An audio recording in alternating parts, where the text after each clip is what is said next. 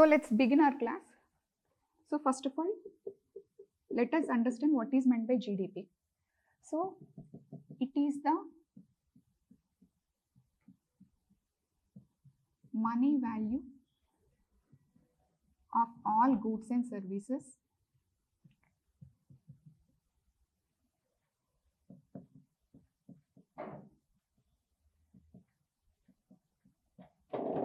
produced in the domestic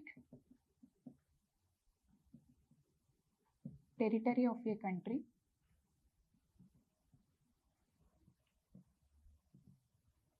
during a financial year. So actual ga book lo definition aithe ila istaru. It is the money value of all goods and services. So it is the money value of all final goods and services produced in the domestic territory of a country during a financial year. So ఇప్పుడు జనరల్గా what is men by money value అనేది చూద్దాం. So it is the money value. సింపుల్గా జీడిపిని ఎలా చెప్తారు?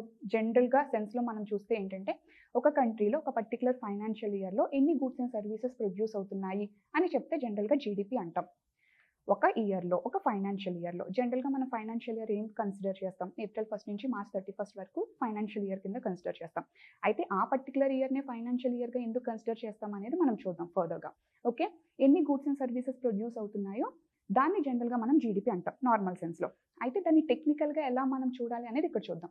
It is expressed in terms of money.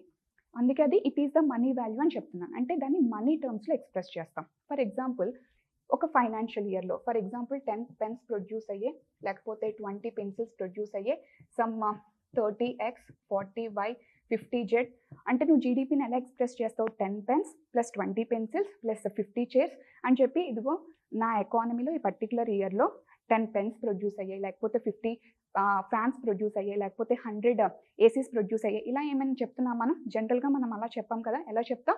దానికి valuation అనేది ఇస్తాం. ఫర్ ఎగ్జాంపుల్ ఒక పెన్ ఉందనుకోండి, ఆ పెన్కి వాల్యూ ఎంత? 10 రూపీస్. సో 10 పెన్స్ ప్రొడ్యూస్ అయ్యాయంటే 10 × 10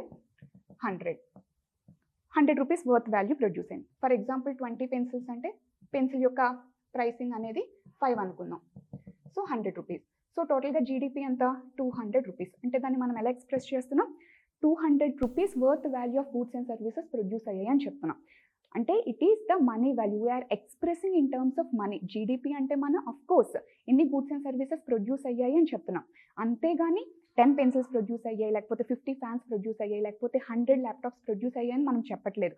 వాటన్నిటికీ ఒక వాల్యూషన్ అనేది క్రియేట్ చేసి ఆ వాల్యూషన్ని మనం ఇస్తున్నాం అనమాట. అంటే మా యొక్క జీడిపి, నీ యొక్క జీడిపి అనేది మేబీ 100 crores, మేబీ 200 crores. అంటే దాని అర్థం ఏంటి? అంత worth value of money generate అయ్యింది అని అర్థం. అంత worth value of goods and services generate అయ్యాయి అని అర్థం. ఎందుకు అది ఇంపార్టెంట్? మనీ వాల్యూని ఎందుకు చెప్తున్నాము అంటే బికాస్ నీకు ప్రొడక్షన్ జరిగితేనే, అంత worth value of goods and services produce అయితేనే అంత మనీ జనరేట్ అయ్యింది అని అర్థం. అంటే మన ఎకానమీలో 100 crore వర్త్ మనీ అనేది జనరేట్ అయ్యింది. ఎలా జనరేట్ అయింది? Through the production process. ఎలాగా అనేది మనం ఫర్దర్గా చూద్దాం. Okay, so it is the money value. We'll express in terms of money. అంతే తప్పితే స్పెసిఫిక్గా ఇన్ని గూడ్స్ అంటే లైక్ గూడ్స్ స్పెసిఫిక్గా మనం చెప్పాం. మనీ వర్త్లో మనం జనరల్గా చెప్తాం. And next final goods and services. ఏంటి ఫైనల్ గూడ్స్ అండ్ సర్వీసెస్? స్పెసిఫిక్గా నేను ఫైనల్ అని రాశాను. అంటే ఇంటర్మీడియరీ గూడ్స్ కూడా ఉంటాయా? ఎస్, ఉంటాయి. ఫర్ ఎగ్జాంపుల్ ఒక కార్ తీసుకున్నాం అనుకుంది. కార్లో టైర్ అనేది intermediary good. Yes, okay. So అదే టైర్ ఫర్ ఎగ్జాంపుల్ టీ ఏదైనా చేసుకున్నాం అనుకోండి, టీలో మనం యూజ్ చేసే మిల్క్ ఏదైతే ఉంటుందో అది ఇంటర్మీడియరీ గుడ్ అవుతుందన్నమాట. ఎస్, సో ఇక్కడ జనరల్గా మనం ఏం కన్సిడర్ చేస్తామంటే goods are of 2 types, intermediary and final. For example car consider చేస్తే కార్లో టైర్ అనేది ఇంటర్మీడియరీ, టీ కన్సిడర్ చేస్తే టీలో మిల్క్ అనేది ఇంటర్మీడియరీ. ఇది ఇంటర్మీడియరీ గూడ్స్ అని చెప్తాం. జనరల్గా మనం వాల్యూషన్ ఇస్తున్నప్పుడు జీడిపిలో ఇంటర్మీడియరీ గూడ్స్ని కన్సిడర్ చేయం, ఆర్ ఇంటర్మీడియరీ సర్వీసెస్ని కన్సిడర్ చేయం. ఓన్లీ ఫైనల్ గూడ్స్ని, ఫైనల్ సర్వీసెస్ని మాత్రమే కన్సిడర్ చేస్తాం. ఎందుకు? Because it leads to double counting. ఎందుకంటే it leads to double counting. For example car valuation ఎంత? For example 10 crore. ఆ 10 crore టైర్ యొక్క కాస్ట్ కూడా కన్సిడర్ చేసేసి ఉంటాం కదా మనం. అక్కడ ఆల్రెడీ టైర్ కాస్ట్ కన్సిడర్ చేసి మళ్ళీ కార్ వాల్యూ కడుతున్నప్పుడు 2 టైమ్స్ రిపీట్ అవుతుందన్నమాట. So it leads to double counting. అందుకని జనరల్గా మనం జీడిపి వాల్యుయేషన్ ఇస్తున్నప్పుడు intermediate goods or intermediate services అనేది కన్సిడర్ చేయమన్నమాట.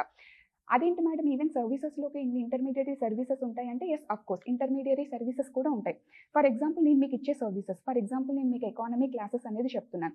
ఇక్కడ నేను మీకు ఇచ్చే సర్వీస్ అనేది ఇంటర్మీడియట్ సర్వీస్ అనమాట. బట్ మీకు వైజాగ్ ఐఏఎస్ అకాడమీ ఇచ్చేది ఫైనల్ సర్వీస్. ఎలాగా, నేను ఓన్లీ క్లాస్ ఇస్తున్నాను, బట్ దీనికి కావాల్సిన మెటీరియల్, దీనికి కావాల్సిన ఇన్ఫ్రాస్ట్రక్చర్ అండ్ దీనికి కావాల్సిన management services and for example examinations, everything will be provided for the institution by the institution. Yes, వాళ్ళు ఇచ్చే సర్వీస్ మీకు ఫైనల్ సర్వీస్. ఇక్కడ నేను ఇచ్చే సర్వీస్ జస్ట్ ఇంటర్మీడియట్ సర్వీస్ అవుతుందన్నమాట. ఫర్ ఎగ్జాంపుల్ హాస్పిటల్కి వెళ్ళాం అనుకోండి, సో హాస్పిటల్లో డాక్టర్ ఇచ్చే సర్వీస్ ఇంటర్మీడియట్ సర్వీస్ అవుతుందన్నమాట. ఓకే, బట్ జస్ట్ డాక్టర్ మిమ్మల్ని చూసి ప్రిస్క్రిప్షన్ ఇచ్చినంత మాత్రాన మీకు డిసీజ్ అనేది తగ్గిపోదు కదా. మీకు ఏం జరుగుతుంది, మీరు ఫర్ ఎగ్జాంపుల్ ఏమైనా డయాగ్నోస్ చేస్తే మీరు ల్యాబ్కి వెళ్ళి ఫర్ ఎగ్జాంపుల్ టెస్ట్ చేసుకోవాలి అండ్ ఫర్ ఎగ్జాంపుల్ మెడిసిన్ అనేది కన్జ్యూమ్ చేయాలి. ఇదంతా అయిన తర్వాతే మీకు డిసీజ్ అనేది తగ్గడం జరుగుతుంది. అంటే మీకు డాక్టర్ ఇచ్చే సర్వీస్ జస్ట్ ఇంటర్మీడియట్ సర్వీస్. అక్కడ కంప్లీట్గా హాస్పిటల్లో మీరు డయాగ్నోస్ చేయడానికి ల్యాబ్ రిపోర్ట్స్ ఏవైతే హెల్ప్ చేసాయో, ఫర్ ఎగ్జాంపుల్ మీరు ఏదైతే మెడిసిన్ వాడారో ఇదంతా కూడా మీకు ఫైనల్ సర్వీస్ ఆ హాస్పిటల్ నుంచి అందినట్టు అనమాట. సో ఈవెన్ సర్వీసెస్ కూడా మీకు ఫైనల్ సర్వీసెస్ ఉంటాయి, ఈవెన్ గూడ్స్ కూడా మీకు ఫైనల్ గూడ్స్ అనేవి ఉండడం జరుగుతుంది.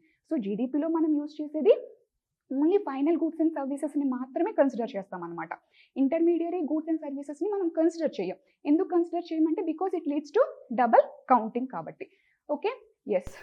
అండ్ హియర్ ఈ ఫైనల్ గూడ్స్ అండ్ సర్వీసెస్ జనరల్గా 2 టైప్స్ అనమాట. ఏంటంటే ఒకటి క్యాపిటల్ గూడ్స్ అండ్ ఇంకొకటి వచ్చేసరికి మనకి consumer goods. Final goods and services జనరల్గా 2 టైప్స్, ఒకటి క్యాపిటల్ గూడ్స్ అండ్ ఇంకొకటి కన్జ్యూమర్ గూడ్స్. క్యాపిటల్ గూడ్స్ అంటే విచ్ అసిస్ట్ ఇన్ ప్రొడక్షన్కి యూజ్ అయ్యేవి అనమాట. ఫర్ ఎగ్జాంపుల్ నేను ఏదైనా కార్ తీసుకున్నాను అనుకోండి, నేను ఆ కార్ని నా ఓన్ పర్పస్కి, నా పర్సనల్ యూస్కి యూజ్ చేశాను అనుకోండి, అది కన్జ్యూమర్ గూడ్ అవుతుంది. ఓకే, కానీ ఆ కార్ని పట్టుకొని నేను ట్యాక్సీగా యూజ్ చేశాను అనుకోండి, I can able to generate income, I can able to generate my money. So అప్పుడు అది క్యాపిటల్ గూడ్ అవుతుంది. క్యాపిటల్ గూడ్ అంటే which assist in production of goods and services. అంటే ఆ గూడ్ ద్వారా నువ్వు ఏదర్ గూడ్ని కానీ సర్వీస్ కానీ ప్రొడ్యూస్ చేయాలి. కార్ ద్వారా నేను అక్కడ సర్వీస్ ఇస్తున్నాను. ఓకే, సో కాబట్టి అక్కడ అది క్యాపిటల్ గూడ్ అవుతుంది. అంటే same good can be capital good and consumer good. For example నేను ఇక్కడ ల్యాప్టాప్ ఉంది, ఈ ల్యాప్టాప్ నా ఓన్ పర్పస్కి నేను యూజ్ చేశాను అనుకోండి, ఇట్ విల్ బి కన్జ్యూమర్ గూడ్ అవుతుంది. అలా కాకుండా ఈ ల్యాప్టాప్ యూజ్ చేసి మీకు నేను ఏమైనా క్లాసెస్ చెప్తున్నాను, సమ్ ఆఫీస్ వర్క్ ఏమైనా చేస్తున్నాను అంటే దాని ద్వారా నేను ఇచ్చిన సర్వీస్, దాని ద్వారా నేను ఇన్కమ్ ఎర్న్ చేస్తున్నాను కాబట్టి then it will become the capital good. So same good can be consumer good and capital good కూడా అయ్యే ఛాన్స్ అనేది ఉంటుందన్నమాట.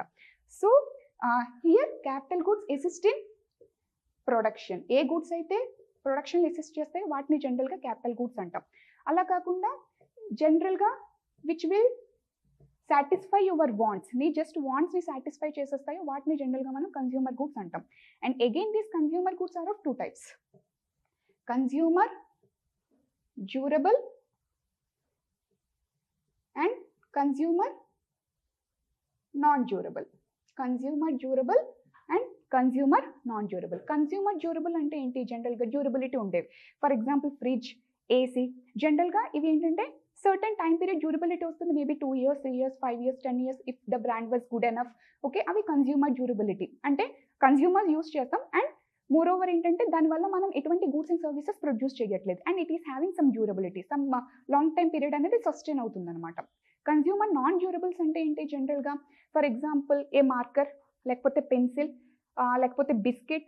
సో జనరల్గా ఇవి ఏంటంటే ఆ పర్టికులర్ వెరీ షార్ట్ స్పాన్ మాత్రమే ఉంటుంది, జస్ట్ బిస్కెట్ తినేస్తావు అయిపోతుంది. ఒక పెన్సిల్ జస్ట్ ఒక 1 or 2 days వస్తుంది అయిపోతుంది, అంటే చాలా షార్ట్ స్పాన్ ఉంటుంది, డ్యూరబిలిటీ చాలా తక్కువ ఉంటుంది అనమాట, లాంగ్ టైం పీరియడ్ సస్టైన్ అవ్వదు అనమాట. అలాంటి వాటిని జనరల్గా ఏంటంటే కన్జ్యూమర్ నాన్ డ్యూరబుల్స్ అని చెప్పేసి పిలుస్తాం అనమాట. సో ఈ విధంగా ఫైనల్ గూడ్స్ అండ్ సర్వీసెస్లో there are a different of categories. Intermediate goods and services అంటాం, ఫైనల్ గూడ్స్ అండ్ సర్వీసెస్ అంటాం. Again this final goods and సర్వీసెస్లో క్యాపిటల్ గూడ్స్ ఉంటాయి, కన్జ్యూమర్ గూడ్స్ ఉంటాయి. అగైన్ దిస్ కన్జ్యూమర్ గూడ్స్లో కన్జ్యూమర్ డ్యూరబుల్స్ ఉంటాయి, consumer non durables కూడా ఉంటాయి. Okay, so జనరల్గా మనం జీడిపి క్యాలిక్యులేషన్ చేస్తున్నప్పుడు ఏం క్యాలిక్యులేట్ చేస్తాం, ఏవైతే ప్రొడక్షన్ చేస్తాయి అంటే goods and final goods and services మాత్రమే కన్సిడర్ చేస్తాం. ఈ పాయింట్ మనం గుర్తుపెట్టుకోవాలి. సో జీడిపిని మనం ఎందులో ఎక్స్ప్రెస్ చేస్తున్నాం, మనీ టర్మ్స్లో ఎక్స్ప్రెస్ చేస్తున్నాం. ఓకే, అంతేగాని సో మా ఎకానమీలో 100 cars ఉన్నాయి, లేకపోతే 10,000 ఏసీస్ ప్రొడ్యూస్ చేస్తాం అలాగా క్వాంటిఫై చేస్తూ చెప్పాం. ఎలా చెప్తాం, ఇంత వర్త్ వాల్యూ ఆఫ్ ప్రొడక్షన్ జరిగింది, 100 crores worth value of production జరిగిందని చెప్తాం. సో మనీ వాల్యూలో ఎక్స్ప్రెస్ చేస్తున్నాం. ఓకే, అండ్ ఏంటి ఓన్లీ ఫైనల్ గూడ్స్ అండ్ సర్వీసెస్ని మాత్రమే కన్సిడర్ చేస్తాం, ఇంటర్మీడియట్ గూడ్స్ అండ్ సర్వీసెస్ని కన్సిడర్ చేయం because it leads to double counting. Okay, and it is the produced in the domestic territory. What is men by domestic territory అనేది further next వీడియోలో చూస్తాం. But what is men by GDP అని just గ్లిమ్స్గా చూస్తున్నాం కాబట్టి ఈ వీడియోలో domestic territory అంటే one point మీరు గుర్తుపెట్టుకోండి, it need not to be political boundary or geographical boundary. అంటే డొమెస్టిక్ టెరిటరీ అంటే ఇండియాలో, అంటే ఇండియా మీరు మ్యాప్ ఏదైతే ఉంటుందో అక్కడ ప్రొడ్యూస్ అవుతున్నామని, నీడ్ నాట్ టు బి అక్కడే ప్రొడ్యూస్ అవ్వాలని రూల్ ఏం లేదనమాట. డొమెస్టిక్ టెరిటరీకి మీనింగ్ వేరు. ఓకే, అది జోగ్రఫికల్ బౌండరీ పొలిటికల్ బౌండరీ కాదు, దానికి సమ్ థింగ్స్ని మనం యాడ్ ఆన్ చేస్తాం, అవి ఏంటనేది నెక్స్ట్ వీడియోలో మనం చూస్తాం. ఓకే, ఫర్ ఈ పర్టికులర్ టాపిక్ వరకు ఏంటంటే డొమెస్టిక్ టెరిటరీని let's say it's some other extra component ఉంటుంది అదర్ దెన్ పొలిటికల్ బౌండరీ అని గుర్తుపెట్టుకోండి. Okay, and during a financial year, ఒక ఫైనాన్షియల్ ఇయర్ అంటే ఇక్కడ జనరల్గా మనం కన్సిడర్ చేసే ఫైనాన్షియల్ ఇయర్ ఏంటంటే జనరల్గా 1st April to 31st Marchని మనం కన్సిడర్ చేస్తాం అనమాట. ఇది ఫైనాన్షియల్ ఇయర్. ఈ చాలా మందికి డౌట్ ఉంటుంది, why only April to March? జనరల్గా మనం ఇయర్ కన్సిడర్ చేసేటప్పుడు January to December వరకు మనం కన్సిడర్ చేస్తాం. January to December ఒక ఇయర్ కింద కన్సిడర్ చేస్తాం. బట్ ఎందుకు ఫైనాన్షియల్ ఇయర్ టిపికల్గా ఆ ఇయర్ మాత్రమే ఉంటుంది? దీనికి మనం 2 యాంగిల్స్లో మనం మాట్లాడొచ్చు. సో యాక్చువల్గా మనం తీసుకున్న ప్రతి కాన్సెప్ట్ కూడా మనం వెస్ట్రన్ కంట్రీస్ నుంచి అడాప్ట్ చేసుకున్న కాన్సెప్ట్సే అన్నీ కూడా. సో బ్రిటిషర్స్కి ఏంటి, మనకంటే జనరల్గా మనతో కంపేర్ చేస్తే వాళ్ళకి మ్యాక్సిమం మేజర్ ఫెస్టివల్ ఏంటి జనరల్గా క్రిస్మస్. యాక్చువల్గా ఇప్పుడు మనం ఏంటి ఇయర్ మొత్తం అయిపోయిన తర్వాత ఎంత ప్రొడక్షన్ జరిగింది, ఎంత worth value of money goods and services produce అయ్యని calculation at the end of the year మనకి రావాలి. కానీ వీళ్ళకేంటి, సో లైక్ వెస్ట్రన్ కంట్రీస్కి ఏంటి, వాళ్ళకి మేజర్ ఫెస్టివల్ క్రిస్మస్. అంటే మేజర్ స్పెండింగ్ అంతా వాళ్ళకి ఎక్కడ జరిగేది, డిసెంబర్ మంత్లో వాళ్ళకి మేజర్ స్పెండింగ్ అంతా జరుగుతుంది. సో మేజర్ స్పెండింగ్ అంతా డిసెంబర్లో జరుగుతుంది కాబట్టి వాళ్ళు వెంటనే దాని వాల్యుయేషన్ కట్టి ఆటోమేటిక్గా రిపోర్ట్ రావడం అనేది వాళ్ళకి డిఫికల్ట్ టాస్క్ అవుతుంది ఆటోమేటిక్గా.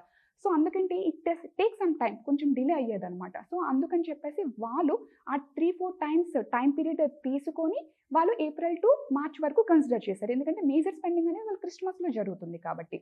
అయితే మేడం వాళ్ళ లెగసీని మనం ఎందుకు కంటిన్యూ చేస్తున్నాము అన్న ఫీలింగ్ మనకు ఉండొచ్చు. ఎందుకంటే చాలా వరకు వాళ్ళ లెగసీస్ని మనం అన్నీ కూడా ఆల్మోస్ట్ రిమూవ్ చేస్తున్నాం, ఎలిమినేట్ చేయడానికి ట్రై చేస్తున్నాం.